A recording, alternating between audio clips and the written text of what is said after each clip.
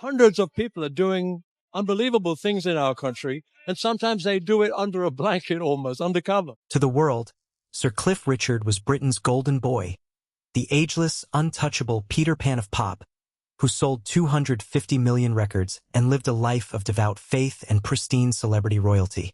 But behind the sun-drenched gates of his private estates across the globe lies an entirely different, heartbreaking reality. Today, stripped of the illusion, the legendary 83-year-old icon lives in a state of quiet, self-imposed exile, haunted by a devastating betrayal that tore his world apart and altered his physical and mental health forever. What truly happens when the cameras turn off, and how did Britain's most celebrated bachelor end up surviving in such profound isolation? If you grew up in Britain at any point during the last 60 years, you already know the face.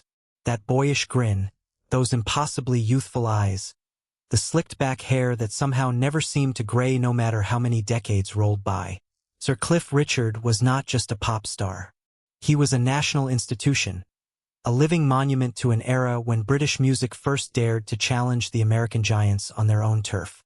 But before the knighthood, before the 250 million records sold, and long before the world crowned him the Peter Pan of pop, he was just Harry Webb, a quiet, unassuming boy from a modest family in Lucknow, India, who was uprooted and shipped off to a cramped council flat in Waltham Cross, England, when he was just 7 years old. There were no silver spoons, no industry connections, no trust funds waiting in the wings. Just a skinny kid with a second-hand guitar and a voice that made the walls of his local youth club tremble. When Harry Webb reinvented himself as Cliff Richard in 1958, the transformation was nothing short of seismic. His debut single, Move It, exploded onto the British charts like a thunderclap, and overnight, the music press scrambled to find a comparison. The label stuck almost immediately, Britain's answer to Elvis Presley. And for a brief, electric moment, that comparison was not an exaggeration. Cliff had the swagger, the hip-shaking energy, the raw magnetism that made teenage girls scream until their throats were raw. He was dangerous, rebellious, and utterly irresistible. But then something remarkable happened, something that would define the rest of his career and, as we will soon discover, the rest of his life. Cliff made a conscious, deliberate decision to clean up his act. He traded the leather jackets for tailored suits. He stopped snarling into the microphone and started smiling. He embraced Christianity with a fervor that shocked the entertainment industry, and almost overnight, the bad boy of British rock and roll transformed into the most wholesome, family-friendly entertainer the country had ever produced. And the gamble paid off in ways that still defy logic. While the Beatles rose and fell, while the Rolling Stones burned through scandal after scandal, while David Bowie reinvented himself into oblivion and Elton John spiraled into very public chaos, Cliff Richard just kept going. Decade after decade after decade. The 1960s belonged to him. The 1970s could not shake him. The 1980s gave him We Don't Talk Anymore, one of the biggest global hits of the entire decade. The 1990s handed him a knighthood.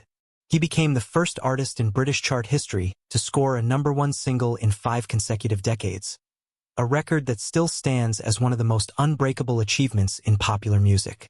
To the public, Cliff Richard was bulletproof. He was the eternal optimist, the devout Christian gentleman who never drank to excess, never got tangled in tabloid scandals, and never seemed to age a single day. He was the man your grandmother loved, the man the Queen honored, the man who represented everything respectable and enduring about British culture. But here is the thing about facades.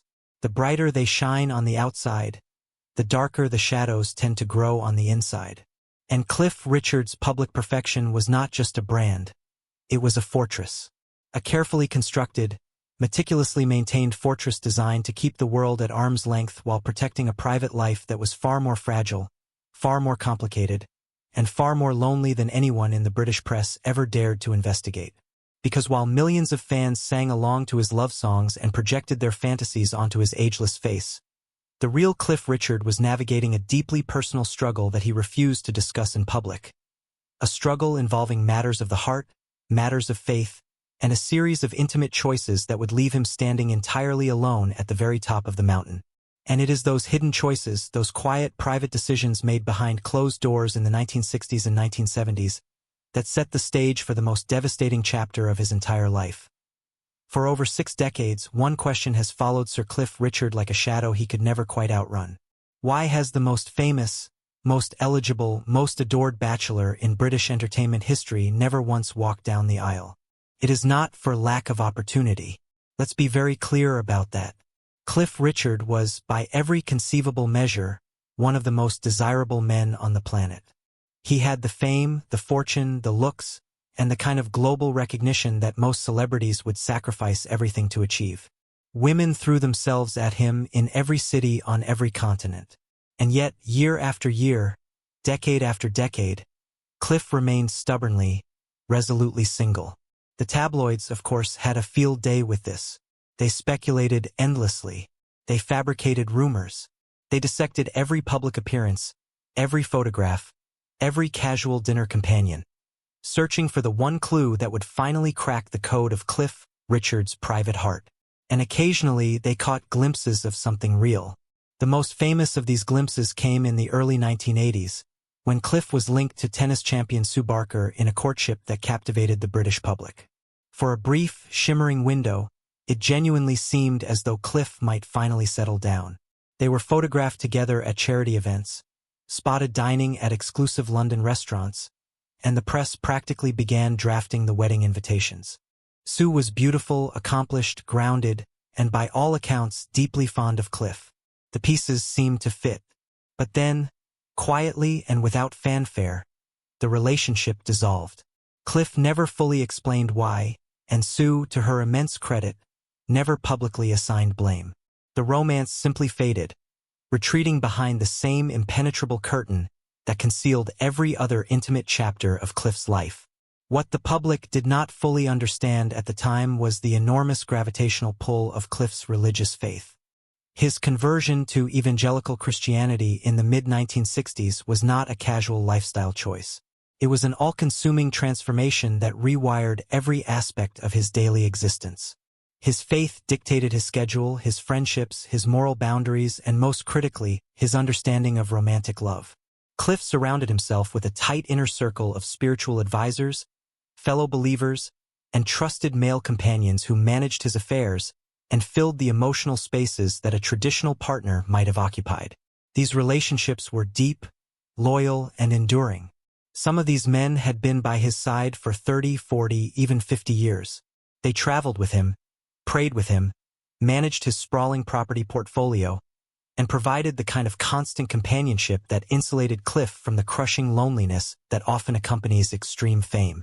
To the outside world, this arrangement looked unusual. To Cliff, it was his lifeline, and for a long time it worked. By the early 2010s, Cliff had settled into what appeared to be a deeply peaceful rhythm. He split his time between his luxurious penthouse in Berkshire, his sun-soaked villa in Portugal, and his beachfront retreat in Barbados. He still toured, still recorded, still commanded sold-out arenas with a voice that had lost almost none of its power. He was approaching his mid-70s in remarkable health, surrounded by loyal friends, and seemingly at peace with the life he had built. The storm clouds had cleared. The controversies of the past were distant memories. The British public adored him. The Queen had honored him. His legacy was secure. And then, on a warm summer morning in August 2014, while Cliff was thousands of miles away relaxing at his Portuguese villa, a convoy of unmarked police vehicles pulled up to the front door of his English home, and everything he had spent a lifetime building came crashing down in the most public, most humiliating, most devastating way he could have ever imagined. Picture this. It is a Thursday morning. The sun is shining over the Algarve coast of southern Portugal, and Sir Cliff Richard is sitting in his villa, sipping coffee, completely unaware that his life as he knows it is about to end.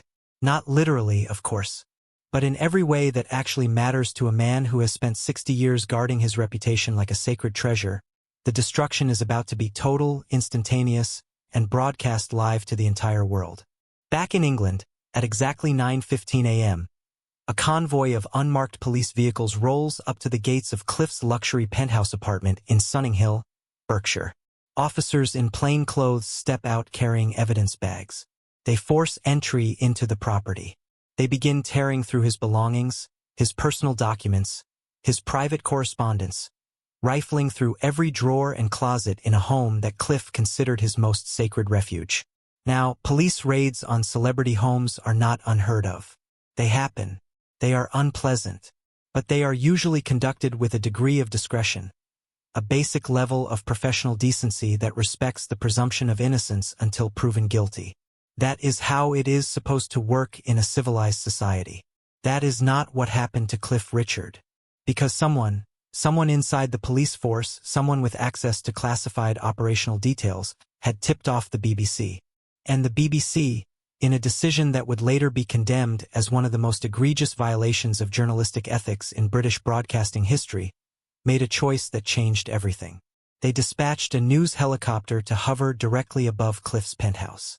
They positioned camera crews on the perimeter, and they began broadcasting the raid live on national television in real time to millions of viewers before Cliff had been arrested, before he had been charged, before he had even been formally interviewed by a single detective. Imagine the scene from Cliff's perspective. He is thousands of miles away in Portugal. His phone starts ringing. Friends, colleagues, publicists, all calling in a state of absolute panic. He turns on the television, and there it is. His own home, his own front door, his own private sanctuary being violated on live television while a BBC News anchor narrates the spectacle with the breathless excitement of a sporting event. The cheering at the bottom of the screen reads, the words that will haunt him for the rest of his life. Cliff Richard investigated over historical child abuse allegation. The accusation was false. Let me say that again louder, because it is the single most important fact in this entire story. The accusation was completely, categorically, unequivocally false. But on that morning, in that moment, none of that mattered. The damage was already done. The image was already burned into the public consciousness. The headline was already trending across every social media platform on the planet. And Cliff Richard, the man who had spent his entire adult life cultivating an image of moral purity and unimpeachable decency, was being paraded before the world as a suspected predator. The physical reaction was immediate and terrifying.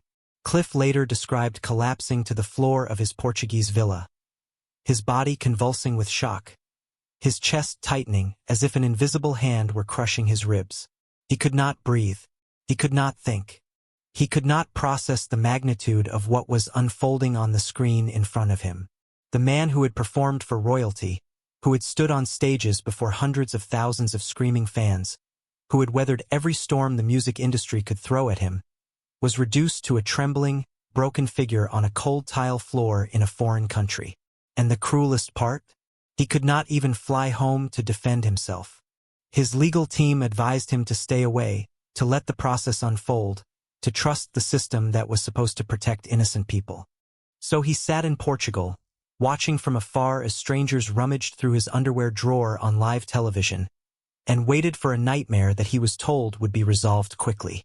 It was not resolved quickly, and the physical toll that this ordeal would exact on Cliff's aging body over the months and years to come was far more dangerous than anyone in his inner circle initially realized. When the police finally left Cliff's Berkshire penthouse that morning, they took boxes of personal belongings, hard drives, documents, and decades of private memories. They told his legal team the investigation would be thorough but swift. They promised transparency. They assured everyone involved that this was a routine procedure and that Cliff should simply cooperate and wait for the truth to emerge. The truth took 2 agonizing years to arrive. 2 years during which Cliff Richard, a man in his mid-70s, was forced to live under a suffocating cloud of suspicion without ever being formally charged with a single crime. And those 2 years nearly killed him. The physical deterioration began almost immediately. Within weeks of the raid, Cliff's blood pressure spiked to levels that his doctors described as genuinely life-threatening. We are talking about numbers that put him at immediate risk of a stroke or a catastrophic cardiac event. His medical team placed him on aggressive medication, but the pills could barely keep pace with the relentless stress that coursed through his body every single day. He stopped sleeping.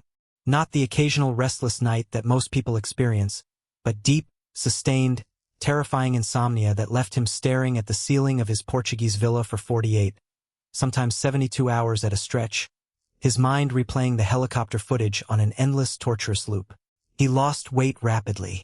Friends who visited him during this period described a man who looked hollowed out, as if the raid had physically scooped something vital from inside his chest. The vibrant, energetic performer who had bounded across stages well into his 70s was suddenly moving like a man 20 years older, his steps careful and deliberate, his voice quieter, his eyes carrying a haunted quality that no amount of Mediterranean sunshine could disguise.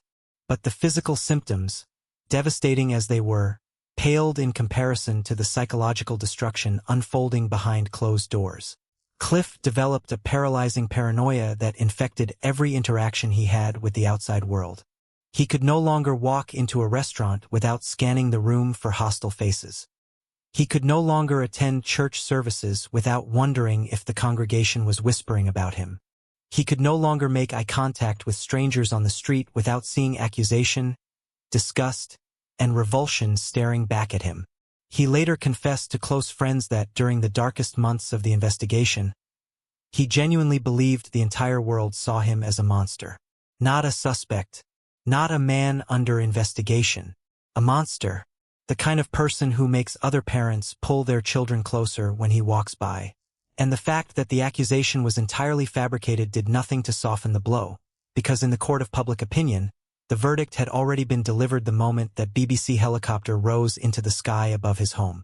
Then, in June 2016, after nearly 2 years of silence, the Crown Prosecution Service finally issued a statement.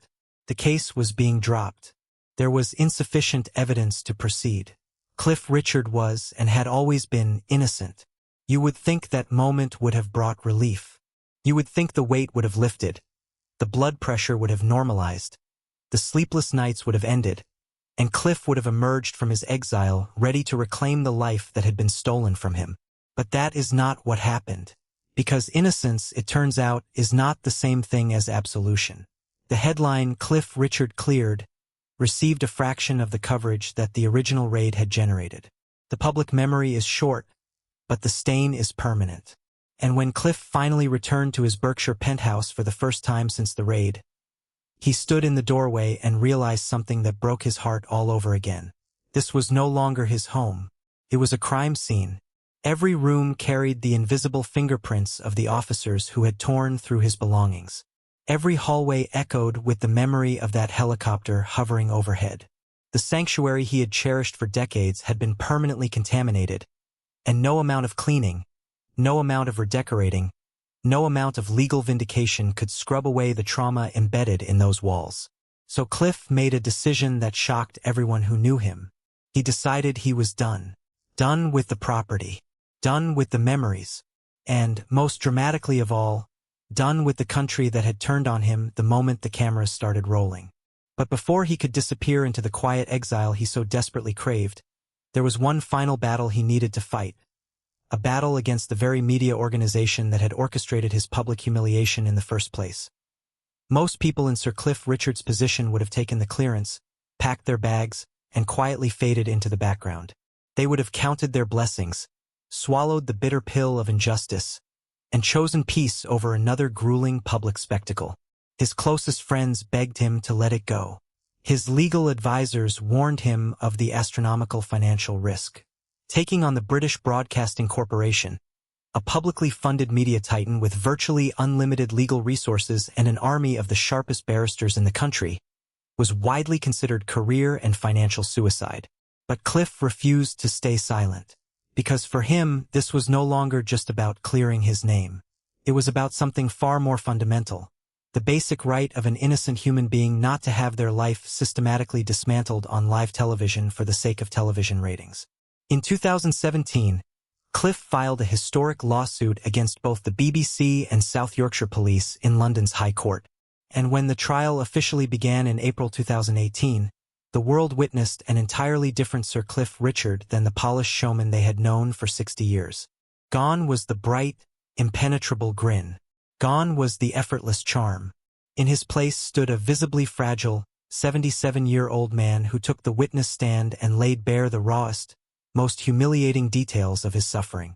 During his emotional testimony, Cliff broke down in tears, his voice cracking as he described the suffocating shame of having the world believe he was a monster. He detailed the sleepless nights, the terrifying spikes in blood pressure that nearly killed him, and the agonizing realization that his private life had been ripped open and broadcast like cheap entertainment. The BBC's defense was predictable and unyielding.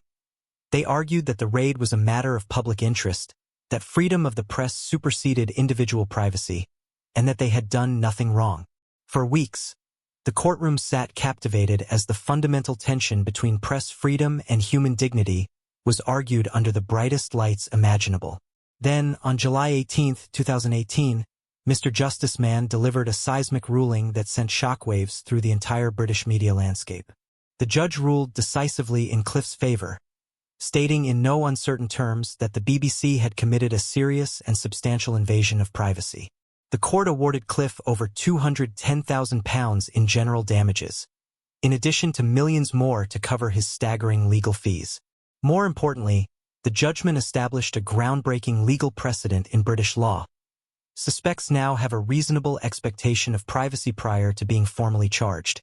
On the steps of the High Court, hundreds of devoted fans erupted into cheers.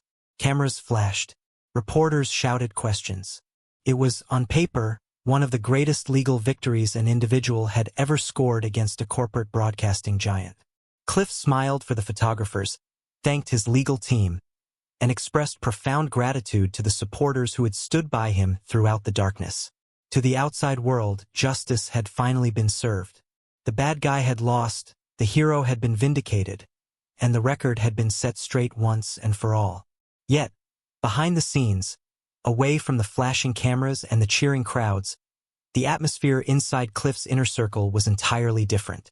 The victory, historic as it was, felt completely hollow. The millions in legal costs couldn't buy back the 2 lost years of his life. The courtroom victory couldn't reverse the physical damage the stress had inflicted on his heart.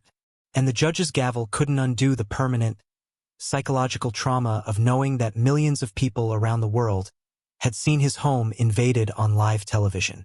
Cliff realized that while he had won the war in court, he had lost something far more precious: his love for the country he had called home for nearly 8 decades. The UK was no longer a place of warmth, nostalgia, and celebration. It was a place associated with betrayal, panic, and heartbreak. And so, with his legal vindication secured, Cliff made the ultimate, irreversible decision to walk away from Britain entirely, retreating behind the heavily guarded gates of a tropical sanctuary thousands of miles away. But what awaited him inside that sunny paradise was a whole new kind of heartbreak he never anticipated. When Sir Cliff Richard finally turned his back on England, he didn't just book a holiday. He severed his roots with surgical, permanent precision. He put that infamous Berkshire penthouse on the market, eager to rid himself of the physical space that had become synonymous with his greatest public humiliation. Other UK properties and business ties were steadily liquidated or scaled back. In an even more dramatic declaration of his intentions, he officially took up citizenship in Barbados, securing a brand new passport and firmly planting his legal and emotional life beyond the borders of the country that had crowned him its musical king for 60 years. To the outside world looking in on social media and celebrity magazines, Cliff's new life appeared to be the ultimate billionaire's retirement dream. He established 2 primary sanctuaries: his sprawling, private estate within the ultra-exclusive Sugar Hill Resort in St. James, Barbados, and his breathtaking vineyard villa, Quinta do Moinho, tucked into the hills of Portugal's Algarve. On paper, it looks like absolute heaven. Waking up to panoramic views of turquoise Caribbean waters, breathing in the scent of bougainvillea and sea salt, surrounded by swaying palm trees and year-round sunshine. But step beyond the glossy postcards and look at the physical architecture of how Cliff Richard actually lives, and a much more somber picture begins to emerge. These estates are not casual beach homes. They are private fortresses, shielded behind soaring security gates, monitored by 24-hour surveillance cameras, and guarded by discreet security teams. Cliff's homes were engineered for total containment. After the trauma of having law enforcement and news helicopters breach his private life on national television, Cliff developed an almost obsessive need for privacy and control. The world was no longer welcome inside his perimeter.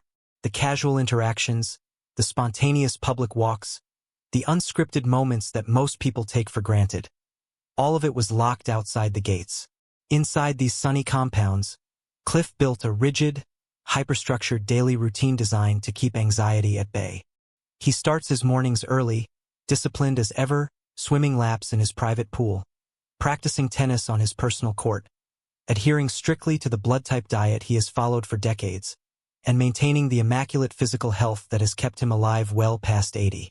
There is prayer, there is quiet reflection, and there are hours spent in pristine, climate-controlled silence.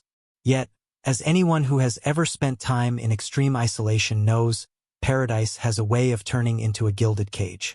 Behind the security guards and the lush tropical foliage, the silence inside Cliff's estates is deafening. In walking away from Britain, Cliff didn't just escape the paparazzi and the painful memories. He also cut himself off from the daily rhythm of his homeland, the familiar streets, the local theater visits, and the spontaneous warmth of the everyday British public who genuinely loved him. The fortress protected him from the world, but it also trapped him with his own thoughts. And as the years began to stack up, the sheer emotional weight of that solitude began to grow heavier.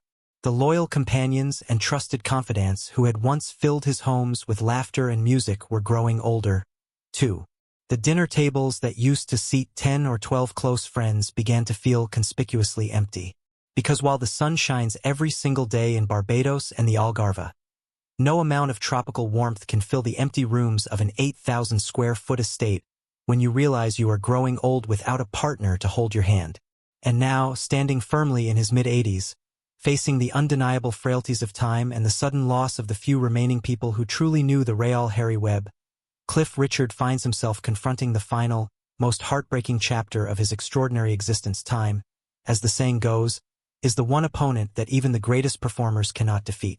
And as Sir Cliff Richard moves deeper into his 80s, the reality of his mortality has become an unavoidable, daily presence.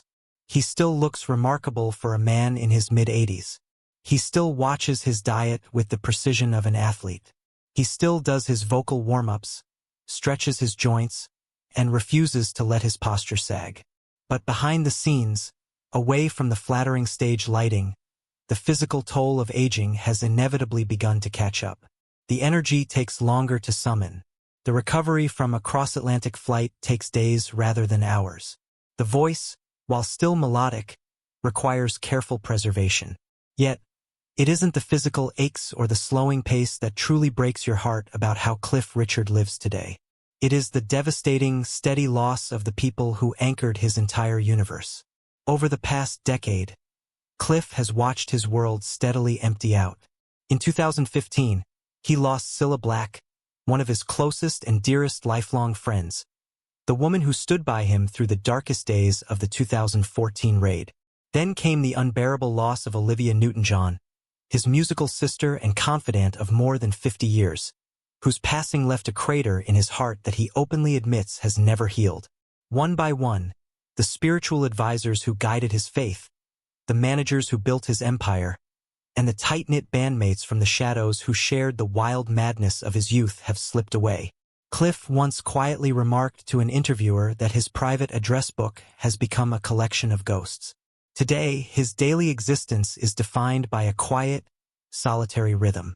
When he isn't in Barbados or Portugal, he stays in modest luxury, shielded from the public eye, often spending entire days without uttering more than a few sentences to household staff or security personnel. There is no spouse waiting across the breakfast table. There are no children or grandchildren bursting through the front door to fill the quiet halls with laughter, noise, or chaos. There is no one to inherit the personal stories, the intimate jokes, the private memories that only a life partner shares. Every triumph, every quiet morning, and every sunset over the Caribbean belongs entirely to him, and him alone, which makes his refusal to completely retire from the stage all the more poignant. People often wonder why an 83-year-old multimillionaire, who has already achieved every accolade popular music has to offer, still insists on putting on sparkly jackets and stepping onto arena stages. The answer is as heartbreaking as it is simple. The stage is the only place left on earth where Cliff Richard does not feel alone. For 2 hours under the spotlight, surrounded by thousands of devoted fans, singing every lyric back to him with tears in their eyes, the isolation vanishes. The trauma of the police raid disappears. The silence of his sprawling estates is drowned out by a deafening wall of unconditional love. For those 2 hours, he isn't an aging, isolated man living in self-imposed exile. He is still Britain's golden boy, the ageless Peter Pan who will live forever. But the most haunting moment of Cliff's life happens after the final encore. When the applause fades, the house lights come up, and the stadium empties, Cliff is escorted by security into the back of a blacked-out vehicle, driven back to an empty estate, and left alone with the quiet hum of the air conditioning. In his candid, later-in-life reflections, Cliff has finally acknowledged the monumental trade-off he made all those decades ago. He chose the music. He chose the clean image. He chose to dedicate every single drop of his energy, his heart, and his soul to the altar of show business and the expectations of his faith. He protected the myth of Cliff Richard with everything he had, only to realize in the quiet winter of his life that the myth could never hold his hand in the dark. He has money. He has total legal vindication. He has a legendary catalog that will outlive us all. But as the sun sets over his private paradise, the boy once known as Harry Webb lives out his final years behind gilded gates. A king in a magnificent, sun-drenched fortress, completely and undeniably on his own. The final chapter paints an intimate, poignant picture of Sir Cliff in his mid-80s, facing the inevitable frailties of age, the loss of his closest lifelong friends, and his quiet preparations for the end. It details his current routines, his reflections on a lifetime lived without a partner or children, and the emotional resilience that keeps him performing against all odds. Yet, as the sun sets on one of the greatest careers in modern history, one deeply personal confession reveals what truly hurts him most about the way his life has turned out.